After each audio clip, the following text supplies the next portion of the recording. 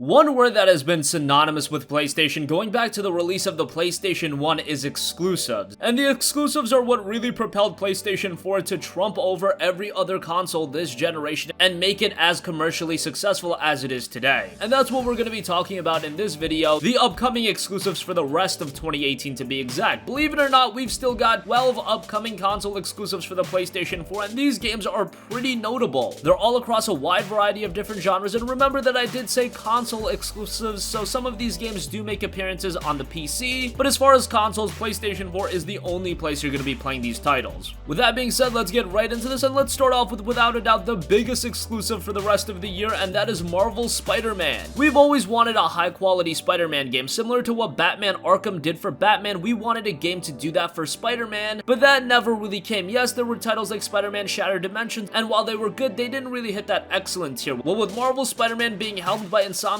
Games, this has potential to be that excellent Spider-Man game, and so far from what we've seen, it has looked absolutely fantastic. With the attention to detail, this looks to be a very authentic Spider-Man experience, and Marvel's Spider-Man hits the PlayStation 4 on September 7th.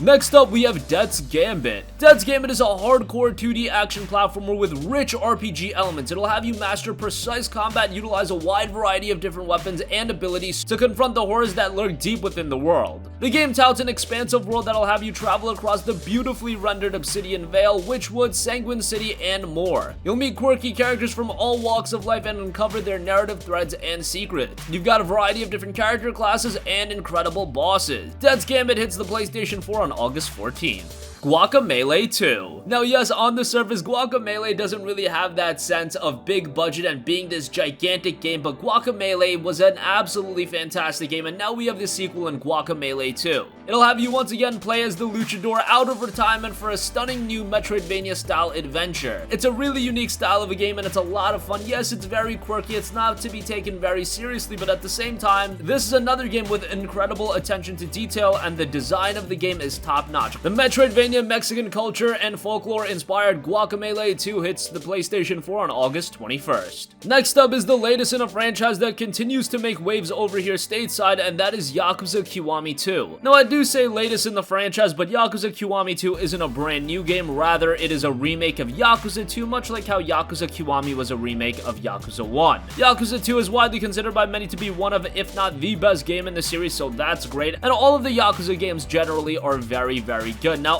obviously, I would recommend you to play Yakuza 0 and Yakuza Kiwami before you jump into Yakuza Kiwami 2. You can jump into any of these games blind and have a good experience, but considering the games are all coming out over here in the States, why not try them all out? They're all very good games, and I would expect more of the same from Yakuza Kiwami 2. The only unfortunate thing about this game, and I've mentioned this before, unlike Yakuza Kiwami, which was released at $29.99, Yakuza Kiwami 2 will be released at $49.99. Now, while I still believe Yakuza is worth that price of admission, $49.99 is a pretty significant jump over $29.99, so I thought I'd mention that. Kiwami 2 drops on August 28th. Next up, we have a highly anticipated PlayStation VR title, and that is Firewall 0 Hour. Firewall 0 Hour is another game that's adding to the ever-expanding library of great PlayStation VR titles, and I say great with the idea that it has the potential to be great. Firewall 0 Hour is a team-based multiplayer first-person shooter, and we don't see a lot of multiplayer games on PSVR. Yes, we've had a couple like Riggs Mechanized Combat League, but they've been few and far between. That's why it's so exciting to see a game like Firewall 0 Hour, and how I describe this game is that it's Rainbow Six Siege with PlayStation VR, and that's pretty high praise and pretty high expectation considering how good of a game Siege is. This is being released at a $39.99 budget price point. If you have the PlayStation VR headset, you're always looking for quality experiences on that, and while it's still a work in progress to getting those top tier experiences, I think with games like Firewall 0 Hour, the library is just getting better and better. This title drops August 28th.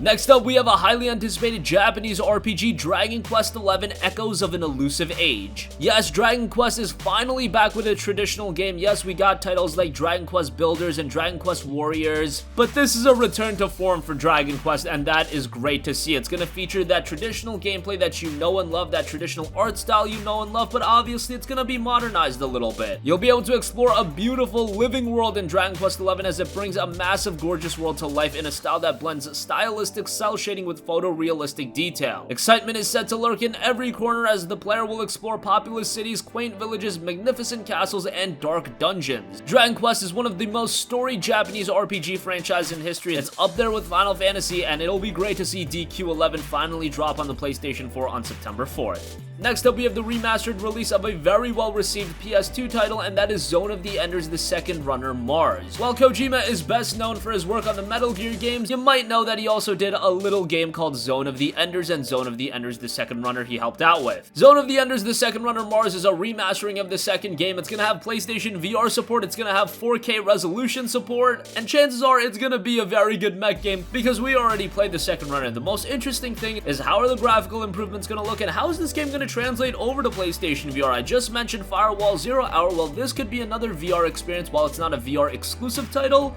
it could be a game that entices more gamers to pick up PSVR. Zone of the Enders: The Second Runner Mars hits September 6th. Next up, we have Boundless. Procedurally generated worlds are definitely in right now, and Boundless is another game that offers that. This is a title that can be played in either first person or third person, and you control a cat-like avatar around procedurally generated planets made up of various types and shapes of blocks. You interact with these blocks and discover ancient technologies to help craft tools, weapons, and machines which can be used to shape the world around them into buildings, vast cities, and guilds. And eventually it'll allow players to open warps and portals to other worlds. Next up, we have a quickly rising anime making its transition into the gaming realm, and that is Black Clover Quartet Knight. Honestly, when I heard that Black Clover was getting a video game, I just thought, okay, it's probably gonna be some Dynasty Warriors style game. It's not going to be a title a lot of people are going to look into, but boy was I proven wrong. Black Clover Quartet Knight is actually touted as an epic 4v4 third-person action shooter. If you were going to tell me that's what was going to be the first Black Clover game, I wouldn't have believed you at all. To me, it was either going to be a fighting game or some Dynasty Warriors like game, but hey, give it up to them for actually doing something unique with Black Clover. It'll be interesting to see how the anime makes a transition over to the gaming realm, especially because the anime hasn't been received all too well at this point either. Black Clover Quartet Knight drops on September 14th.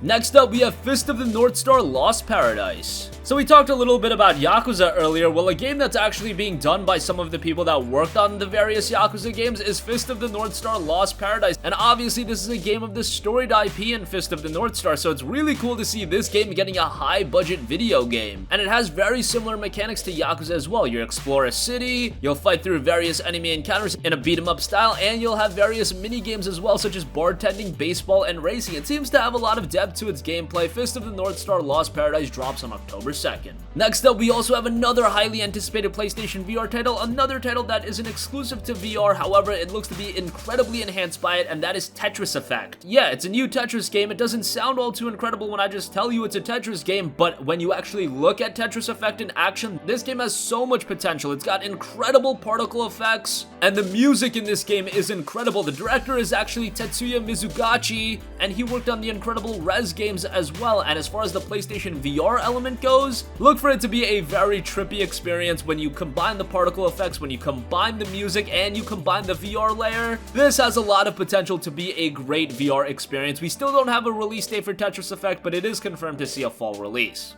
And lastly, we have God Eater 3. Now, I'll be upfront with you guys, God Eater 3 is a game that's listed for a 2018 release, but at this point in August, we haven't heard too much about God Eater 3. I would highly doubt that this actually sees a 2018 release, but considering it's still listed, I thought, hey, let's include it, and God Eater is a franchise that definitely needs some love. Many would compare it to Monster Hunter, but with an anime flair to it, and I can definitely see that comparison. It's got those huge boss fights, it's got that similar element of looting and enhancing your character, but God Eater also has its unique elements. It has a more in-your-face story that I think is rather good, albeit some of the content in God Eater 2 wasn't the best, but now with God Eater 3, we have a game that's being built ground up for the PlayStation 4. There's a lot of potential with this one. Do I expect it to be as good of a game and hit the critical and commercial reception as Monster Hunter World? Absolutely not, but it has a place in the market nonetheless. Again, God Eater 3 currently listed as a 2018 release. Wouldn't be all too surprised if it is pushed back into 2019. Honestly, would be more surprised if it is released in 2018, but thought I would mention it anyway. That's gonna conclude this video. 12 upcoming PlayStation 4 console exclusives for the rest of 2018. What do you think? Which of these games are you gonna check out for the rest of the year? Again, a lot of interesting titles. Obviously, everyone and their mother is gonna pick up Spider-Man, but then you have other interesting games like Firewall, 0 Hour, hell, even Black Clover, Quartet, Night sounds interesting to me, and Tetris Effect is a game that I think is gonna take so many people by storm. That's gonna conclude this video. Sound off with your thoughts in the comment section down below. Thank you for watching, and goodbye.